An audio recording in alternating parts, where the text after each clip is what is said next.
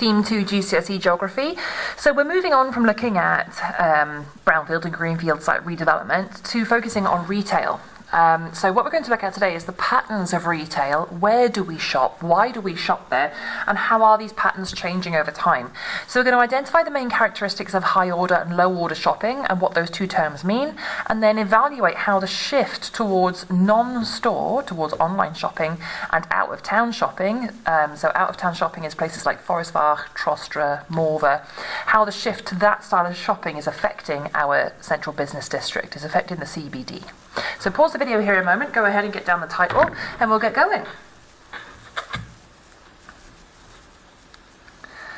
Okay, so first off, what do we mean by high order and low order goods? So you can kind of categorize shops into two main groups. High order, these are shops that sell expensive things that we don't buy very often. Jewellery, clothes, televisions, sofas, things like that. And then you've got your low order goods that sell things that we buy all the time that are much cheaper. Bread, milk, sweets, newspapers, things like that. I'm going to be using the term shopping centre a lot. Now, in day-to-day life, when we think of a shopping centre, you think of St David's Shopping Centre in Cardiff, or you think of the Quadrant Shopping Centre. But in geography, a shopping centre is anywhere that has a cluster of shops. So it might be like in the more suburban neighbourhoods, you've got a little string of shops, or in the inner city neighbourhoods, you'll have a little string of about 5 shops. There's always a hairdresser, a post office, and a takeaway, and a spa, usually, in a little row of shops like that. That would still be referred to as a shopping centre, or it could be in the CBD where there's 50 shops all grouped together. 5 to 50 and anything in between, or more or less. Anywhere where there's a group of shops, we refer to it as a shopping centre. So pause the video here for a moment, put down the definition of high order and low order goods, please.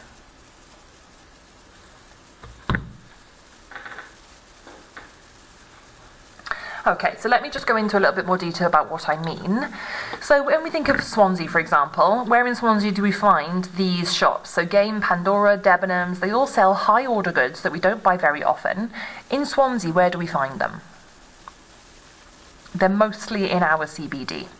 Whereas the low order goods stores, your Nisa, your corner shop, your Spar, things like that, we tend to find them scattered throughout the entire Burgess model. So you'll get maybe there's quite a few of them in the inner city, maybe 1 or 2 in the suburbs, not really in the urban rural fringe. You might have the odd little Spar dotted around in the countryside in small villages, but you tend to find them more frequently. There'll be more of them, whereas the high order goods stores, there's often less of them in terms of the number of the shops. And what this creates is what we call a shopping hierarchy. Although the high order goods stores, there's fewer of them in terms of number, because they sell expensive things that we don't buy as often, they're luxury items, they have more pulling power. And the proper word for pulling power is the sphere of influence. The distance you are willing to travel to go and buy things from these stores is going to be far greater than the distance you're willing to travel to go and buy a loaf of bread.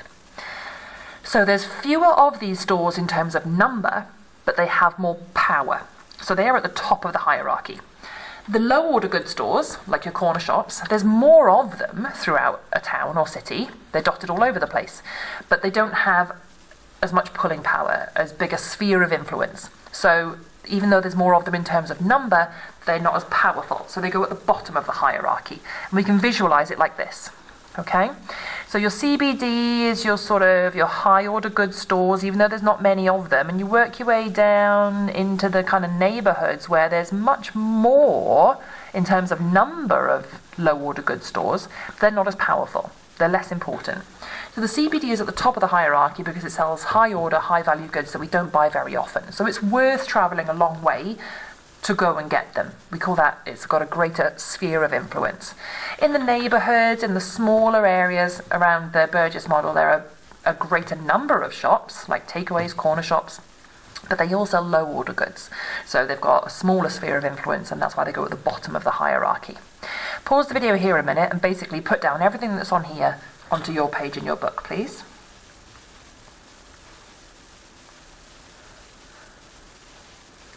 Okay, so let's take a little look at what's actually happening with shopping.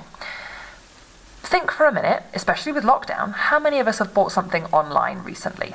It might not necessarily be a physical item, it might be a subscription. What was it? And why did you buy it online and not in the shops? Trying to think pre-COVID, why would you choose to buy online and not in the shops? What benefits are there to online shopping? We call it e-tailing. And this is becoming more and more popular. More and more people are choosing to shop this way instead of going into physical shops in the CBD. Even though we've just said the CBD is at the top of the hierarchy, it's worth making the journey for those high order goods, a lot of people aren't making that journey now. We're doing it online instead.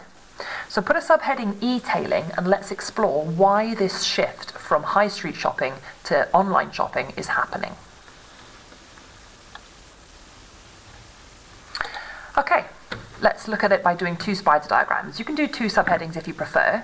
So first off, have a little think, why do we prefer to shop online? What are the advantages? You can do it in your pyjamas 24/7 while you're eating chicken nuggets.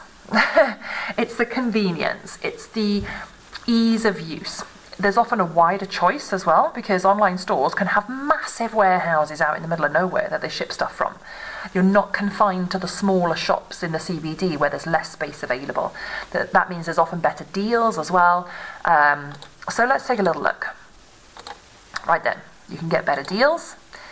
The returns policy is often now free and quite easy. I know with a lot of online clothes stores like Boohoo and ASOS, you can do the returns online and you literally just use the bag it came in, fold it over, stick it back together and then post it straight out of, it doesn't even have to be a post office, it can be one of the pickup points. So the easy returns procedure has helped a lot here. It's really convenient, as we just said, there's a lot more choice. You can easily compare prices. You don't have to traipse all around town trying to find the best deal. You can just open a few different tabs on your laptop or your device. And there's no stress. You're not surrounded by crowds, trying to find a parking space. Paying for parking in the city centre is also super expensive if you're going to spend a whole day shopping. However, with online shopping, sometimes it's difficult to judge the quality. What turns up doesn't always look like it did on the screen.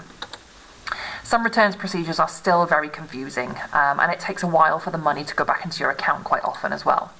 You've got the delivery costs. How many of you do what I do? I might have hundreds of pounds worth of stuff in my basket, but the minute it wants to charge me £3.99 for delivery, I'm like, right, I don't want it, and I don't buy it. I don't know why. But yeah, the delivery costs can be quite off-putting. There's risk of fraud. You can have card details stolen or copied or what have you. You should always, do you know what you should always look for to check that a website is legit? There should be a little padlock, a little green padlock in the search bar at the top.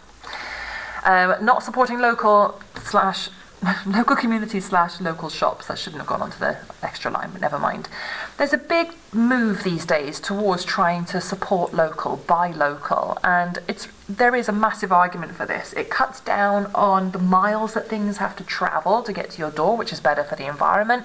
You're putting your money straight in the pockets of local people, supporting your local economy and people in your area, rather than massive corporations and multinational companies such as Amazon. And finally, quite often, not only does it not come in the sort of quality that you expected, but quite often it doesn't look like the picture did online either, when you try it on or when you go to use it or when you take it out of the packaging. So pause the video here a moment and just summarise some notes as to why we're all starting to shop online more, but what some of the downsides might be as well.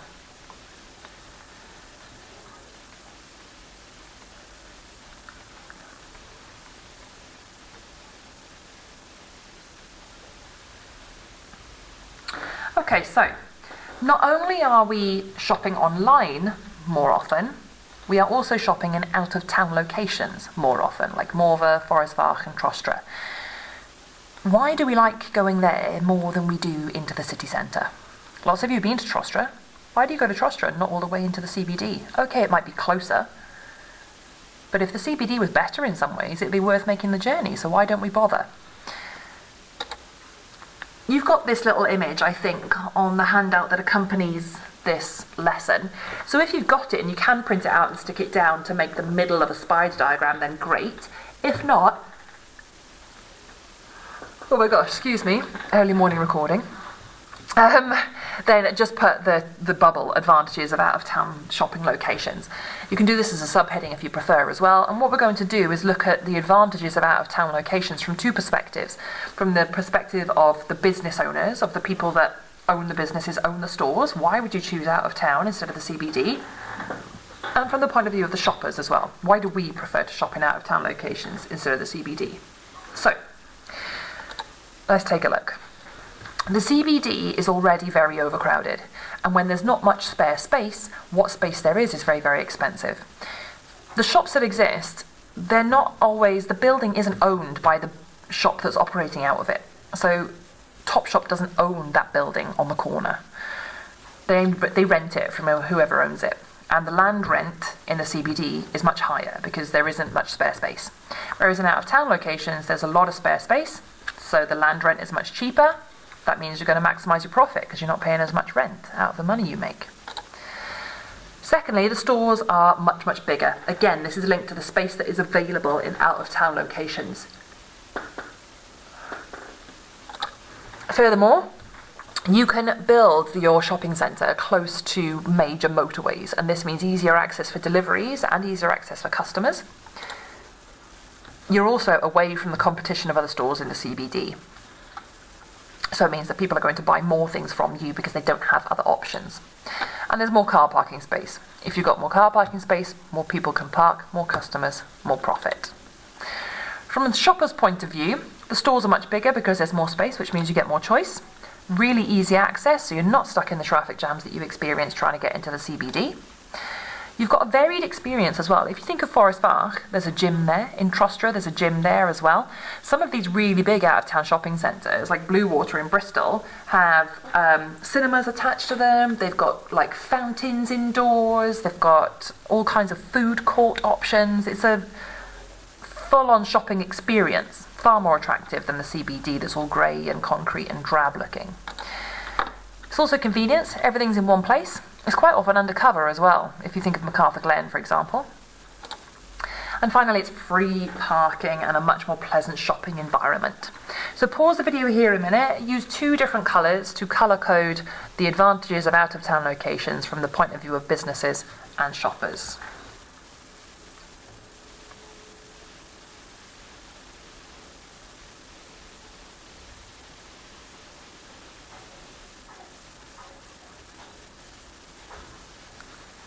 Okay, so everyone's moving towards shopping online and shopping in out-of-town locations, which is great for the shoppers, but of course what's going to happen then is the CBD is going to go into decline.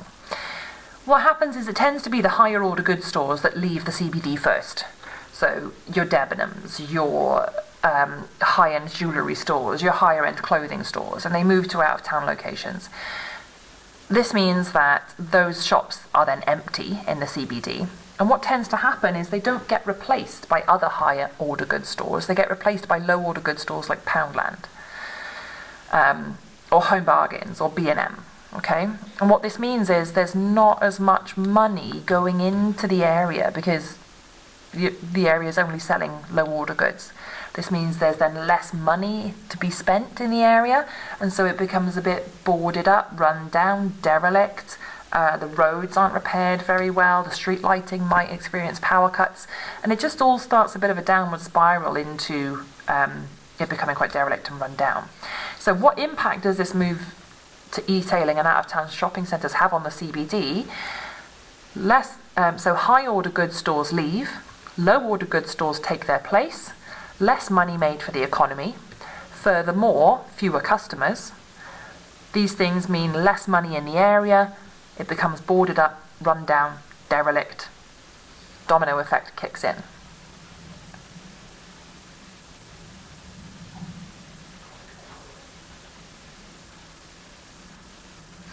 Now obviously we don't want this happening to our city centres, so how can the city centre fight back? Now, Swansea has actually got, I think it's like a £6 billion plan going on at the moment to regenerate our CBD and the docks and the SA1 and the marina. So I'll show you a video of our planned redevelopment in a minute, and a lot of it focuses on the CBD. If we look at a few different strategies, first of all though, how could the CBD fight back? Put a subheading and re-listen to what I'm about to say as many times as you need to make some bullet point notes.